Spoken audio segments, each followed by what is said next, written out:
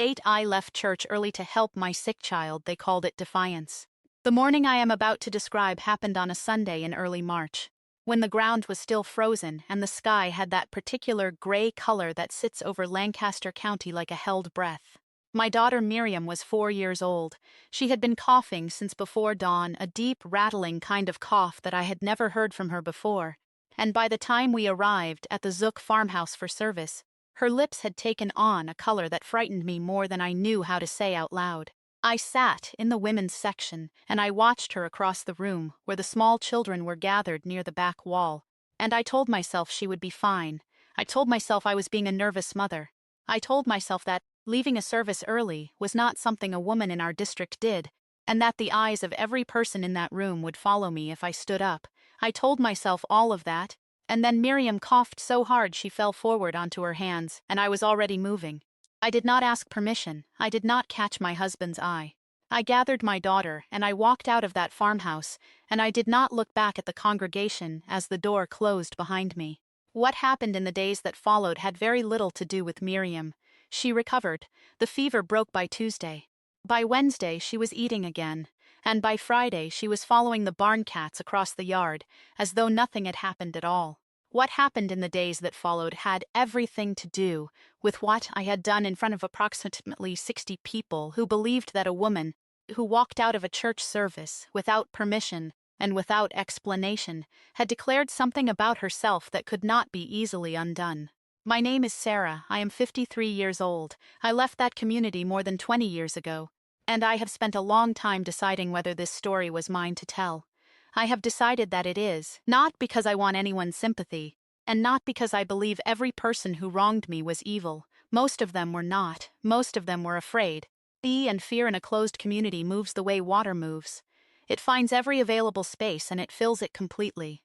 I want to tell you about 4 people: my husband Jonas, my mother-in-law Ruth, a woman named Edna Stoltzfus, who was the deacon's wife and who I believed, for almost 2 years, was the only person in that community who genuinely cared what happened to me. And Bishop Amos Lapp, who had been the spiritual authority of our district since before I was born. I want to tell you how each of them appeared to me before that Sunday in March. And I want to tell you how each of them appeared to me after it. I married Jonas Miller when I was 20 years old. He was 24, steady and broad-shouldered, and he had a reputation in our district for being a fair man. His father had died when Jonas was 16. And Jonas had taken over the farm and cared for his mother and his 2 younger brothers without complaint. That kind of responsibility at that kind of age made people in our community speak well of him. It made me speak well of him too in the early years. Jonas was not a cruel man. I want to be clear about that, because what I am about to tell you could easily be misread as a story about a cruel man. He did not raise his hand to me. He did not use sharp words in front of the children. He was, by the measures available to us in that community, a decent husband. But Jonas had a relationship with the community's approval that I can only describe as physical. He needed it the way some people need sleep. A disapproving look from the bishop at Sunday service could change the entire atmosphere of our household for 3 days. A compliment from the deacon at a barn raising would make Jonas so warm and expansive that evening that I almost loved him, in the way I had hoped to love him, almost.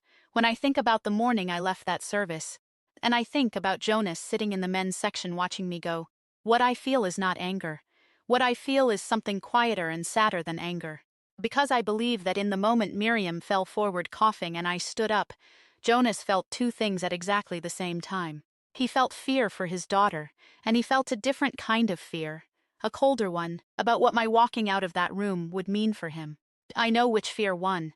I know because of what he said to me that evening, when the children were in bed and Miriam's breathing had steadied and the house was quiet. He said, "You should have sent word to me first."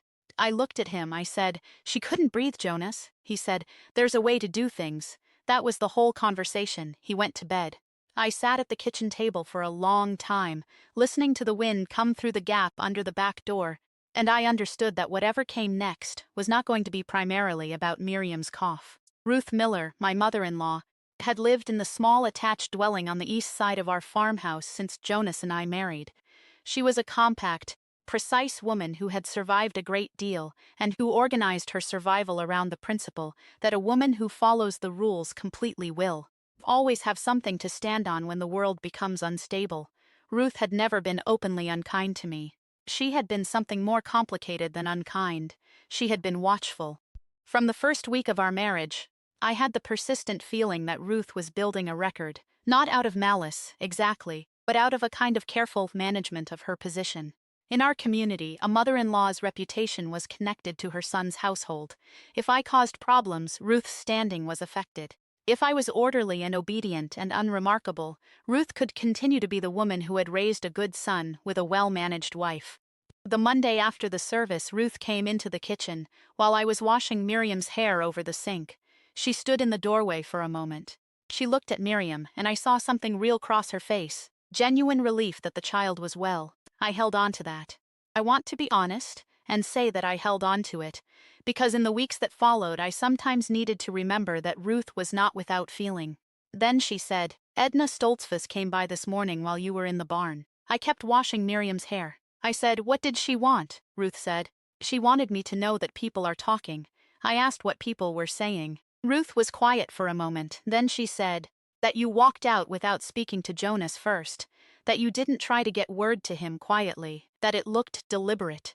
I asked her if she believed that. Ruth said, "What I believe doesn't change what people saw." She left the kitchen. I rinsed the soap from Miriam's hair and wrapped her head in a towel, and my daughter looked up at me with her dark, trusting eyes and said, "Ma'am, are you sad?" I told her I was fine. I told her I was just a little tired. Edna Stoltzfus. I need to take my time with Edna, because she is the part of this story that I find most difficult even now, 20 years later.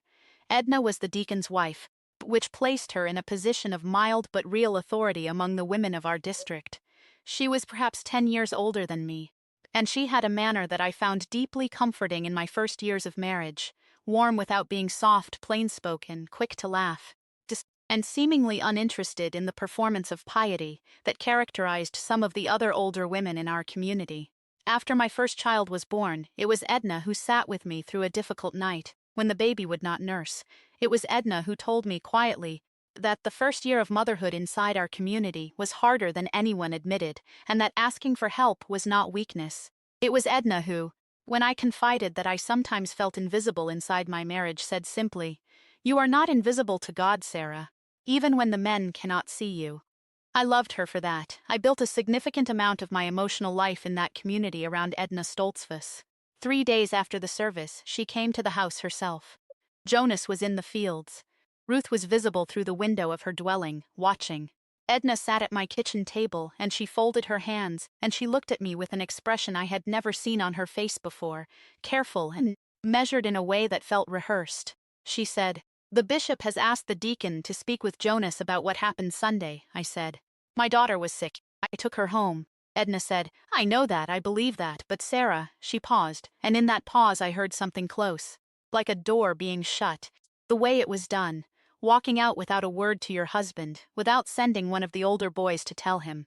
It looked like you made a decision that was Jonas's to make.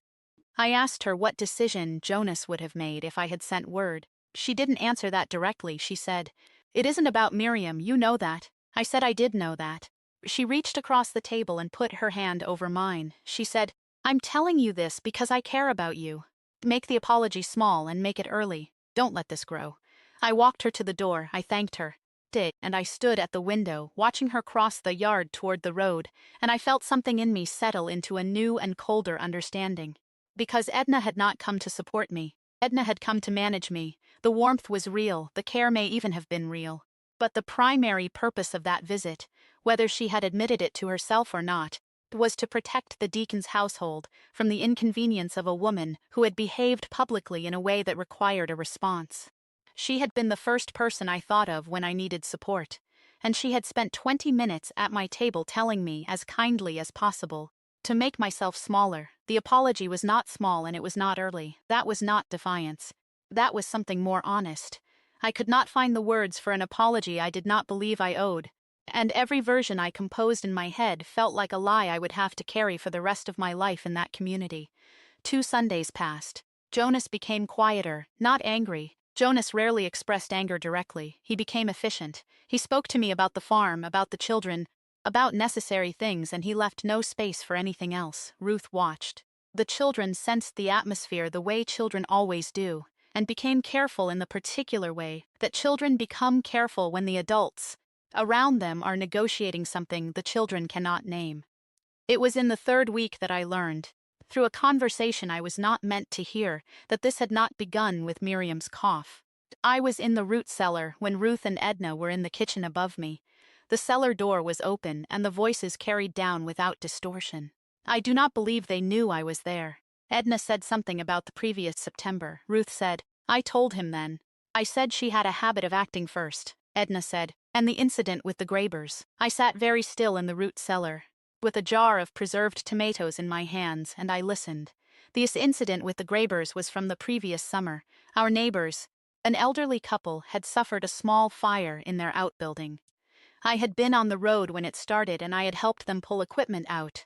Before the men arrived, nobody had been harmed. I had not thought about it since. Jonas had seemed pleased, even proud that evening at supper.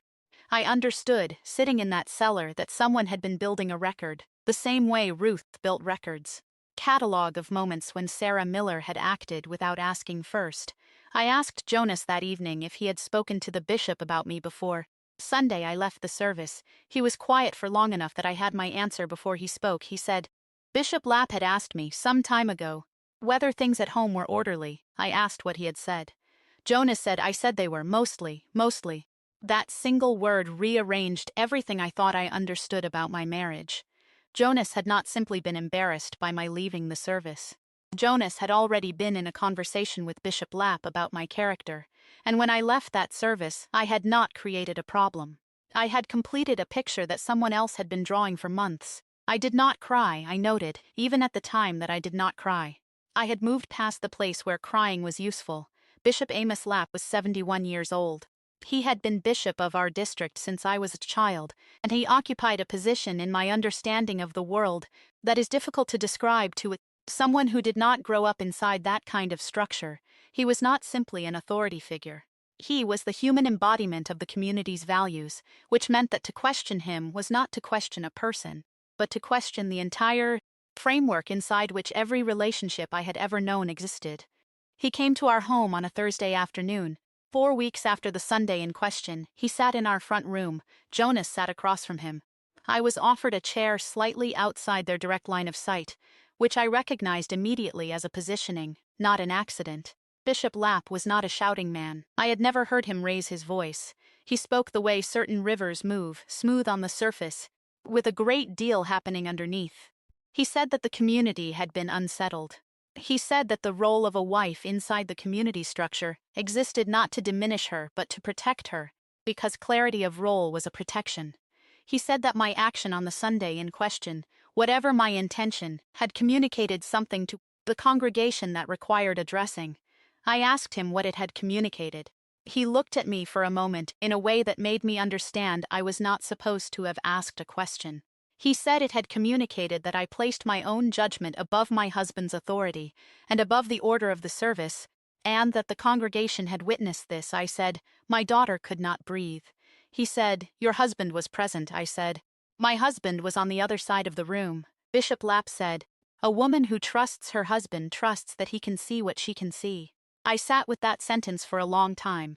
I am still sitting with it in certain ways, because it was the most complete explanation I had ever received of what was actually expected of me. Not just in that moment, but in every moment. A woman who trusts her husband trusts that he can see what she can see, which meant that my leaving the pew was not about Miriam. It was about my failure to believe that Jonas's perception of our daughter was as reliable as my own. What I had called motherhood, they had called doubt.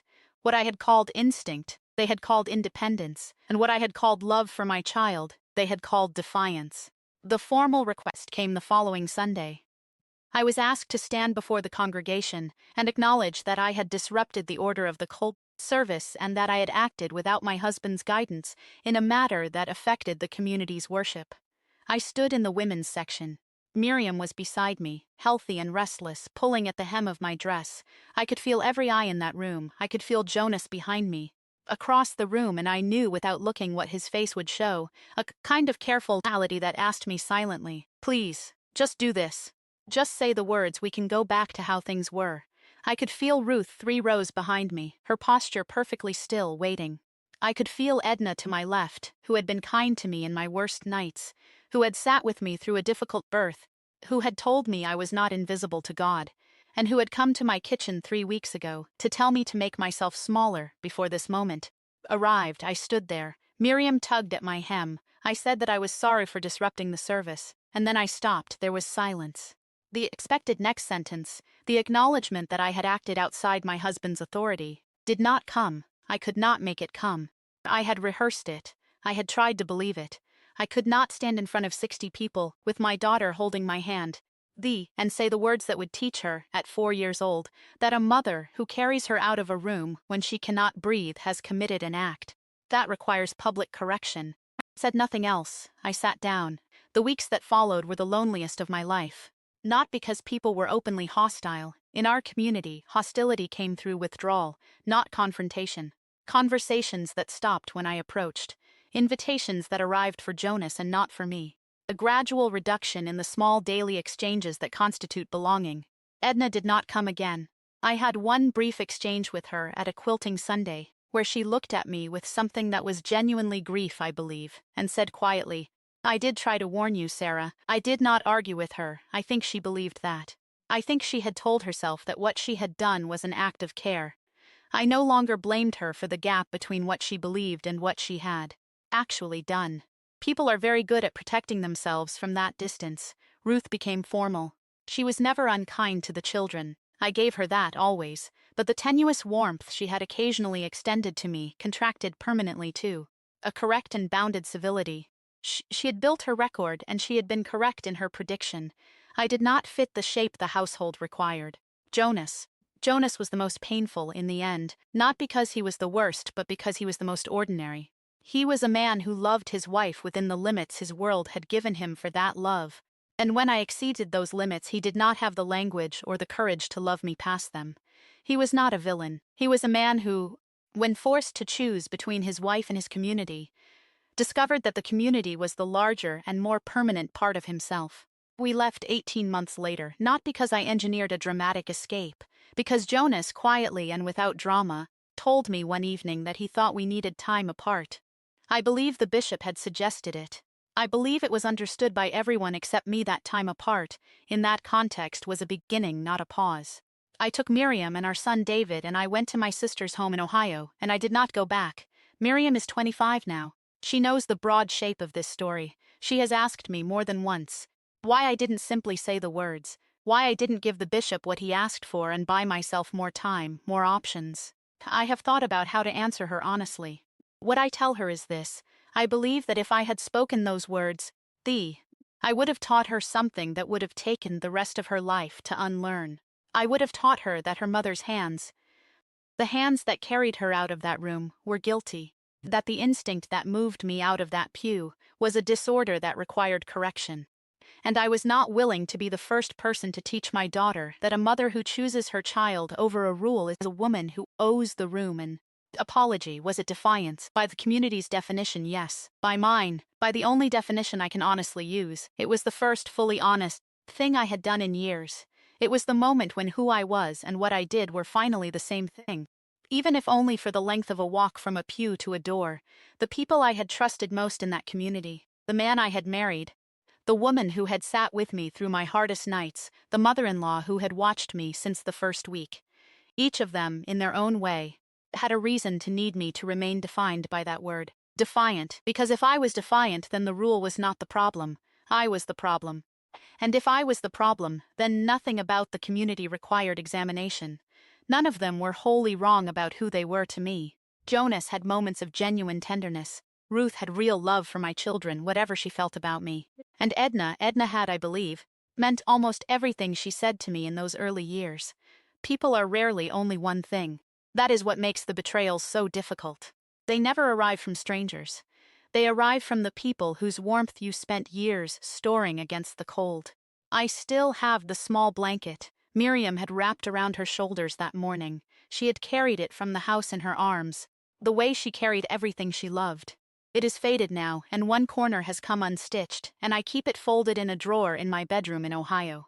I have taken it out occasionally over the years, usually on Sundays, not out of grief, more to remind myself that on one particular morning, with my hands shaking and the congregation still singing behind me, I knew exactly what I was doing and I did it anyway.